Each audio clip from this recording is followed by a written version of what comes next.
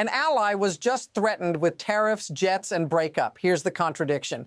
Canada is supposed to be America's closest partner, yet in the last 48 hours, the U.S. president and his administration publicly floated punishment, intimidation, and the fragmentation of the country. Not quietly, on camera, on social media, at a movie premiere. And if you think this is just political noise, it isn't. This lands on your job, your prices, your security, and whether borders still mean what you think they mean. Donald Trump warned that if Canada deepens trade with China, the U.S. could hit it with 100% tariffs and even joked about taking away ice hockey. U.S. officials raised pulling out of NORAD if Canada doesn't buy American F-35 jets. Canadian leaders say U.S.-linked talks took place with Alberta separatist groups. But here's the part nobody is saying out loud. These aren't random outbursts. They form a pattern. And once you see it, the next move becomes impossible to ignore. This didn't start with one comment or one clip. It's part of a rapid sequence that unfolded across trade, defense, and internal politics almost simultaneously. Within the same window, Donald Trump threatened new tariffs tied to Canada's trade discussions with China, singled out Bombardier aircraft for a possible 50% tariff, and revived the idea of punishing Canada economically after previously signaling approval of that same trade direction. At the same time, U.S. officials suggested Canada's access to NORAD and even the freedom from U.S. military overflights could hinge on buying American-made F-35 jets. Now watch how this reframes the story. This isn't a dispute about one deal or one product. It's leverage being applied across multiple pressure points at once. Trade, defense, airspace, even identity. And that's before we get to the quiet part. Because while the public threats were playing out on camera, Canadian leaders say something else was happening off stage, conversations that didn't involve Ottawa at all. That's where the story flips. Here's the first hard proof that this wasn't noise. It was coordinated pressure. At a public appearance, Donald Trump said that if Canada enters a trade deal with China, the United States would impose 100% tariffs, then mocked the country by saying they'd take ice hockey away. He didn't say this in a policy briefing. He said it at the Melania movie premiere on camera, brushing it off like a joke. But notice what followed. The same administration then announced a potential 50% tariff on Canadian aircraft, specifically targeting Bombardier jets, with Trump posting the threat directly on social media. Now slow this down. Trade with China, aircraft manufacturing, tariffs framed as punishment. These are not random industries. They hit Canada's exports, its jobs, and its leverage abroad. And here's the detail that changes everything. Trump had previously said he was fine with Canada pursuing that China trade deal. No denial, no clarification, just reversal. Notice what's missing. There's no negotiation, no demand for talks, just consequences announced first. And that's when Canada realized this wasn't posturing anymore. Now watch how fast this escalates. The pressure didn't stop at money. It moved into security. U.S. officials warned that if Canada doesn't purchase American F-35 fighter jets, the United States could reconsider its role in NORAD, the joint air defense system that has protected North America for decades. There were also statements suggesting U.S. F-35s could fly over Canadian territory whenever they want, framed not as cooperation but as leverage. This is where the story crosses a line. Military alliances are built on predictability. What's being normalized here is conditional defense. Pay or protection becomes uncertain, and Canada has already seen how that dependency works. Countries that buy F-35s rely on the U.S. defense system for maintenance, software, and operational access. Canada watched Denmark face those constraints firsthand. If access is cut, the jets don't fly. Full stop. So Canada did something unexpected. Prime Minister Carney ordered a review of future American military purchases and began exploring alternatives, including Sweden's Gripen jets, with the possibility of domestic production in Canada.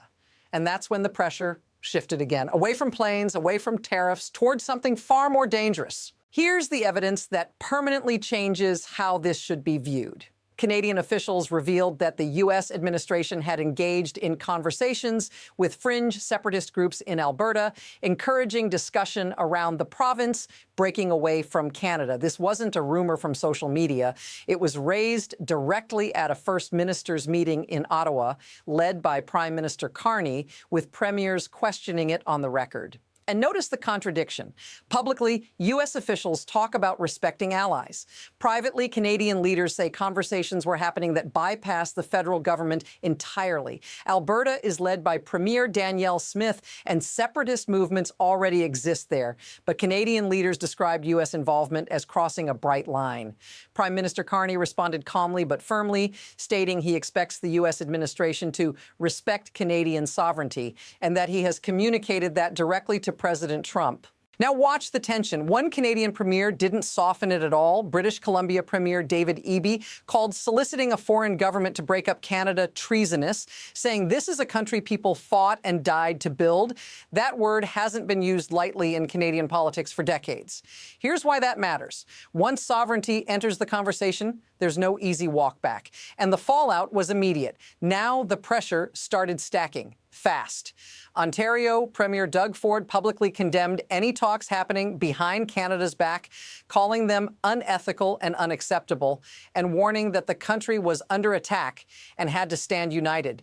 He directly challenged Alberta's leadership to shut the separatist activity down, saying, either you're with Canada or you're not. That wasn't theater.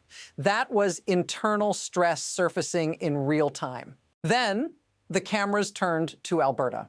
When asked to respond, Premier Danielle Smith didn't deny the issue existed. She said she expected the U.S. administration to respect Canadian sovereignty and said she would raise the matter with delegates in Washington and Ottawa. No rejection, no condemnation, just deflection. At the same time, the economic pressure intensified. Trump posted a threat to decertify Canadian-made Bombardier aircraft, warning of a 50% tariff on any planes sold into the U.S. if Canada didn't approve American Gulfstream jets. This wasn't about trade fairness. It was retaliation, spelled out line by line on social media. What you're watching here is loss of control. Multiple fronts, public threats, private pressure, internal fractures being tested. And the question becomes unavoidable. What happens if this continues? Now bring this down to where it actually hits. You. Tariffs at 100% don't stay on paper. They move straight into prices, jobs, and paychecks. Aircraft tariffs don't just hit executives. They hit factory workers, suppliers, regional economies built around manufacturing. When defense agreements get politicized, uncertainty spreads through industries that depend on stability, not headlines. And there's something more subtle happening. When leaders openly talk about flying jets over another country whenever they want, or joke about stripping away national symbols like ice hockey, it changes how safe people feel. Not ideologically, psychologically. Borders start to feel less solid. Agreements feel conditional. Trust erodes quietly.